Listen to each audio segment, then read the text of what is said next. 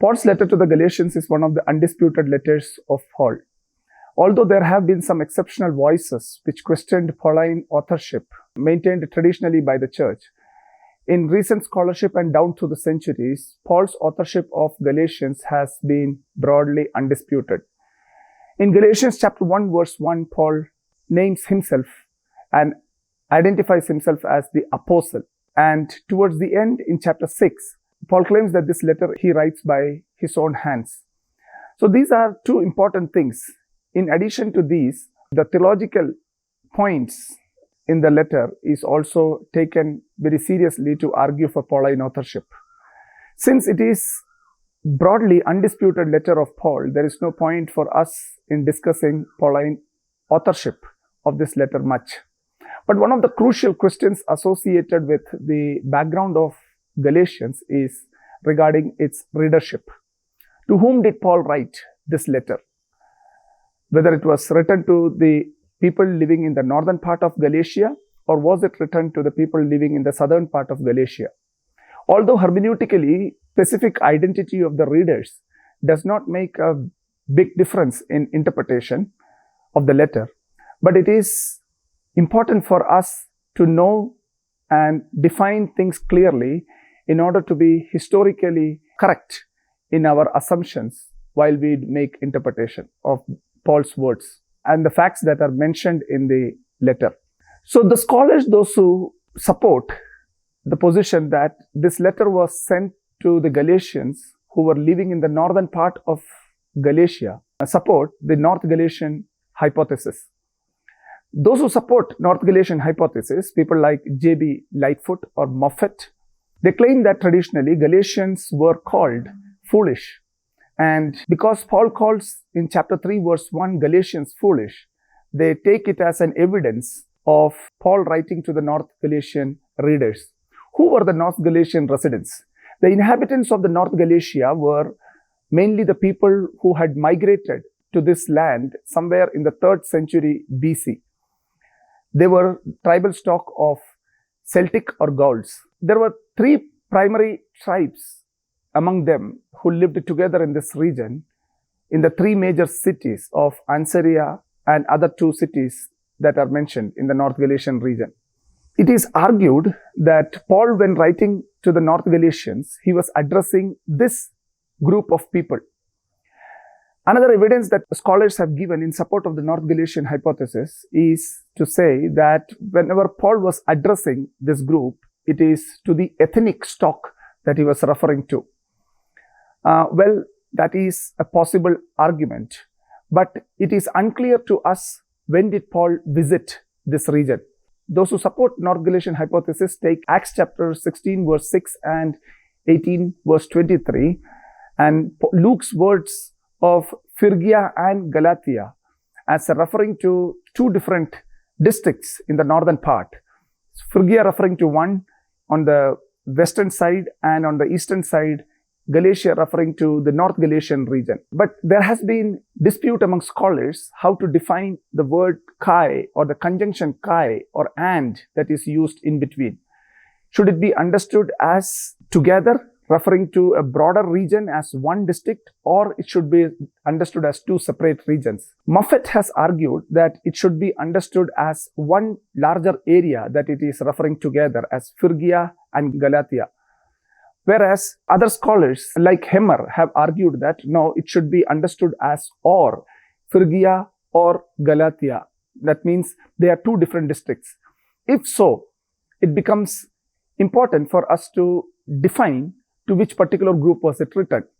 Now, the arguments laid in favor of the North Galatian hypothesis, especially that because Paul calls them foolish Galatians, and in the ancient world, Galatians were called as foolish by others living in the neighboring regions.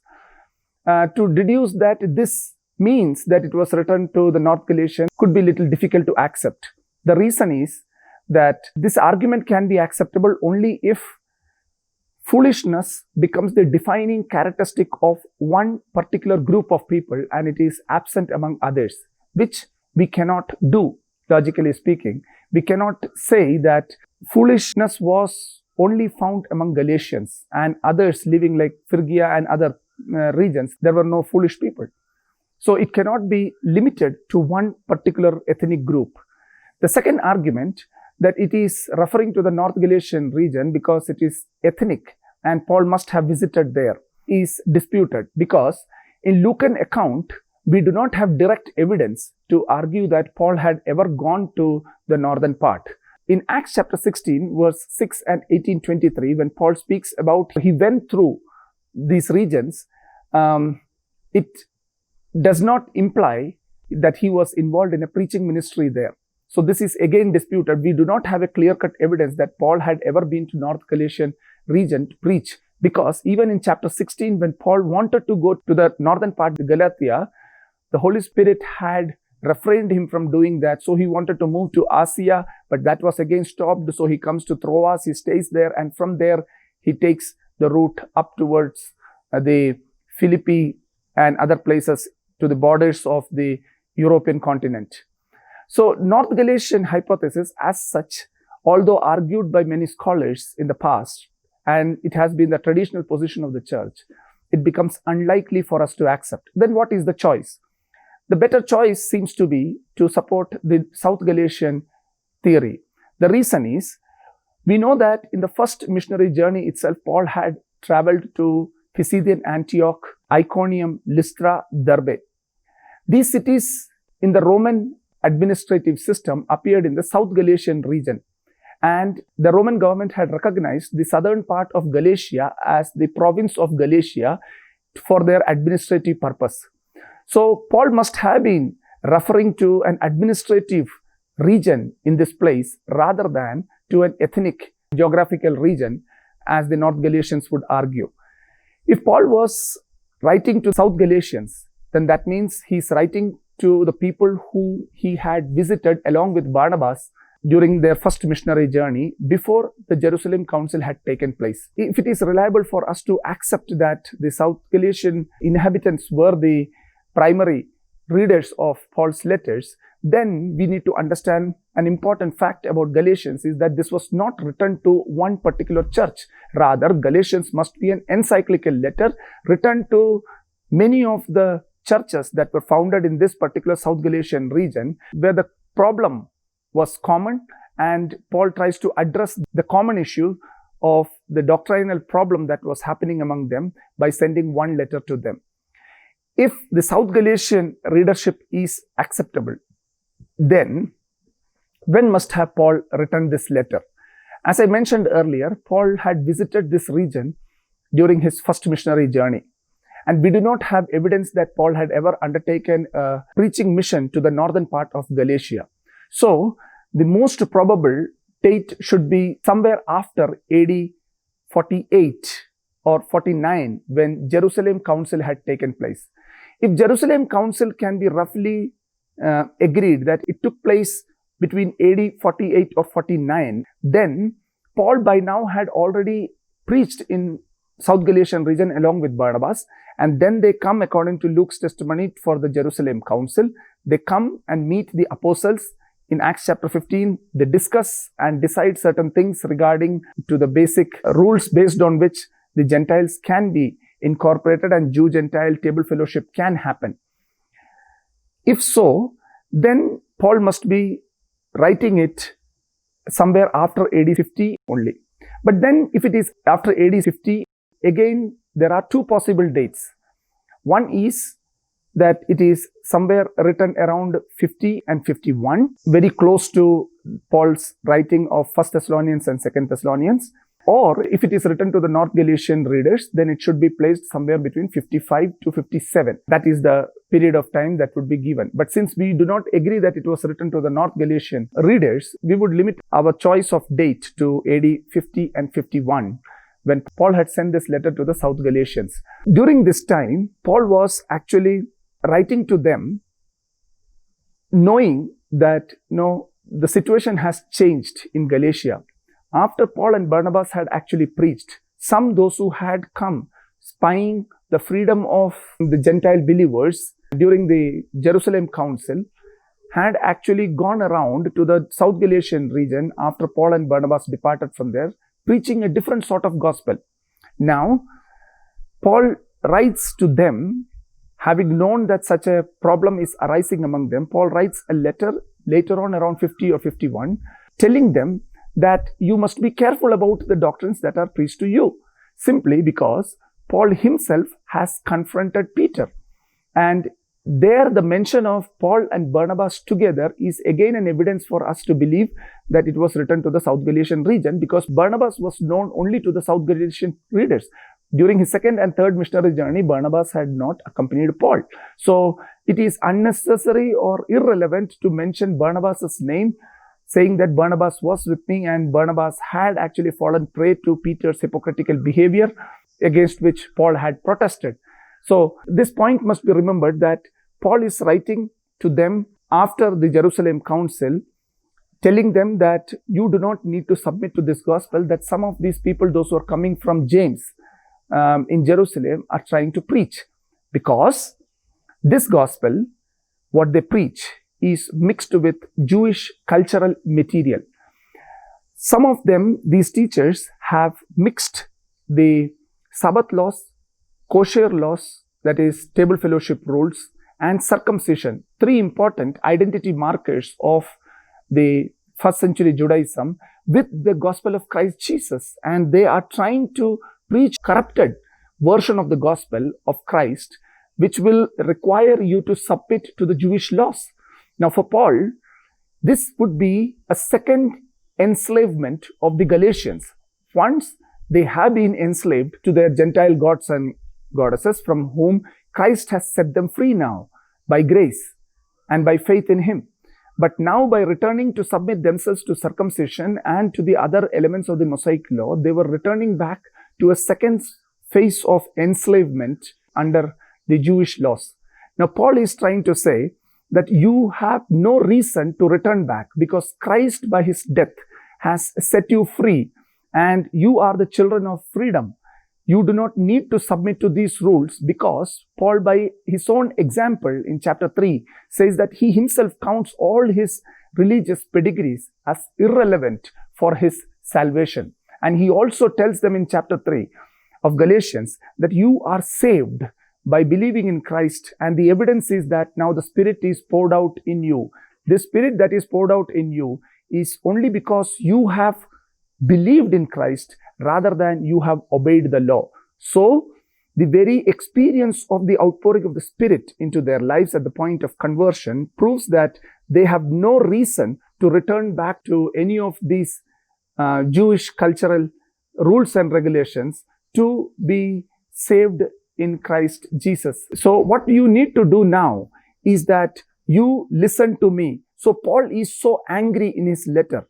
He is even cursing those preachers who are now coming to preach a different sort of a gospel. He says, accursed is the one who comes and preaches anything apart from what we have preached. And he takes oath in the name of God that this gospel that he preaches is pure and it has been directly received by the revelation of Christ Jesus that was given to him.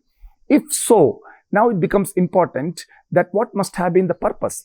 Let us conclude by saying that Paul's purpose was more of defending his apostleship for some of these preachers who had gone and had told the Galatian readers that Paul is not the true apostle, rather those who are in Jerusalem and by whose authority these preachers have come forward. So Paul is now claiming that no, I was appointed as apostle directly by Christ Jesus, just like the pillars in Jerusalem church have been appointed by Christ Jesus. So he is claiming to be equal. The first is his defense of his own apostleship, and closely associated to his apostleship is the gospel that he had to preach to the Gentiles, which is free of Jewish cultural elements, and it is purely based on faith and offered by grace of God himself. If so, who were these opponents? Some of the scholars have argued that they could be Gnostic teachers. People like Schmittel have argued for that, but that is not acceptable, and that theory has been rejected altogether, because Gnosticism is a 2nd century phenomenon and that cannot be thought of existing in its final form as we know Gnosticism in the mid-first century when Galatians was being written by Paul. So Gnosticism is ruled out from our consideration. Then some others have argued it could be a two-front opponents. One, those who were preaching a different sort of a gospel, and the second, those who were teaching a libertine form of life. The problem, then they explain, is that this gospel that was preached to them was preached that, you are saved by grace, all that. So now your salvation is ensured in Christ Jesus. Thereby, your ethical living is not going to affect your salvation. So you are free to live as you wish. So to rectify that problem in their teaching, the libertine form of preaching that was happening, Paul is confronting the second group of the opponents in chapter 5 and 6. But we have no evidence within the letter to say that Paul was facing two groups of opponents together who were trying to find foothold among the Galatian believers. Then what is the best option? Best option that people have considered is to argue that they were Judaizers. If they were Judaizers, were they Jewish Christian Judaizers or they were Gentile Judaizers? Some of the scholars like Magdinanos and in the past Johannes Munk have argued that no, they were Gentile Judaizers who were from Gentile background and were interested in the Jewish way of life for some of the benefits that could come, and especially they could evade persecution from the Roman authorities by associating themselves with the Jews who had special privileges under the Jewish rule while living in Galatia. So these people were encouraging, these Gentile preachers who were interested in Judaism were actually encouraging the Galatians to submit themselves to the Jewish laws in order to evade the problems from the Roman administrative system. Although the conjectured position is very rational, it could be a big possibility, but we do not have a direct evidence to say that, there was a Gentile group who was moving around encouraging people to adopt Jewish cultural elements and then be Christians so that they would be able to have the blessings promised to Abraham while they successfully evade the punitive measures from the Roman administrators. Then the last and the final, the best option would be consider the opponent's identity as the Jewish Christian Judaizers. What does it mean to say Jewish Christian Judaizers? Jewish Christian Judaizers means some of them, those who were coming from Jerusalem with the approval of the apostles, especially James, who is a representative figure there. Now, with his approval, those who are coming and preaching a gospel. Why should they do that? The reason that they should undertake such a culturally, dominating mission in the name of the gospel of Christ is because during this time, before AD 65, we know that in Palestine, in region, especially among Jews, there was a nationalistic revival. Once again, zealot sentiments were shared by many people and slowly driven by the eschatological hope and the establishment of the Messianic kingdom, a group of people who shared zealot sentiments had now started to instigate problem in Jerusalem and in Judea. Now, these people were much more aggressive. So probably the Jewish Christian Judaizers undertake this mission because these people who are Jews, non-Christians, they could be much more violent towards the Christian Jews who may be thought as corrupting their religion by extending the offer of salvation and the special privileges according to the promises given to Abraham to the Gentiles. Now, if so, it gives us a good understanding of the situation which led some of these preachers from Jerusalem to undertake a cultural imperialistic mission among the Gentiles to convert them and require them to abide by the Jewish laws. The reason is because they could evade persecution in Judea and in Jerusalem. It could be a good possibility to consider. Probably this can be accepted based on Peter's behavior, perhaps.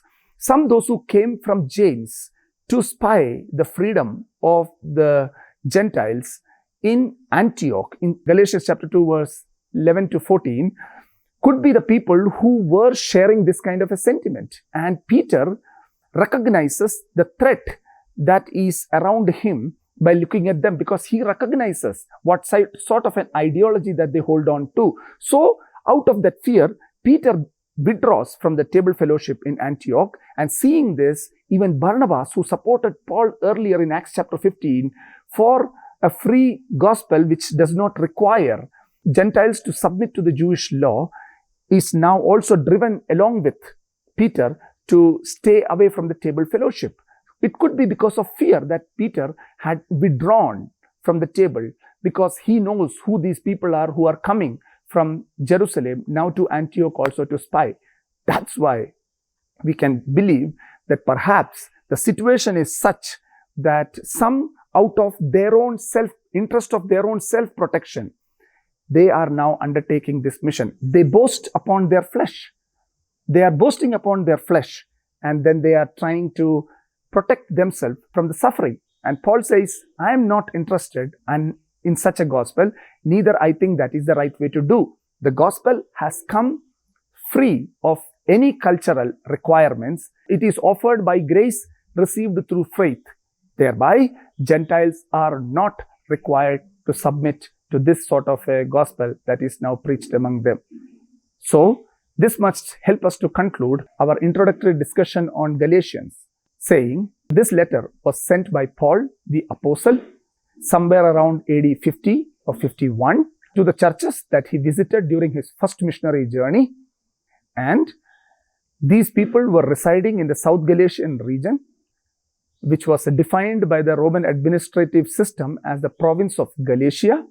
Then we conclude that if so, Paul's purpose in sending this letter was to defend his apostleship and the gospel, which was questioned by the opponents by preaching a different sort of a culturally mixed gospel among the Gentile Galatians. Paul is now defending that and arguing that they have no need to submit to such a gospel that is preached, because Paul has received the purest form of the gospel directly by the revelation of Christ Jesus. If so, Galatians is an important letter. Thank you so much.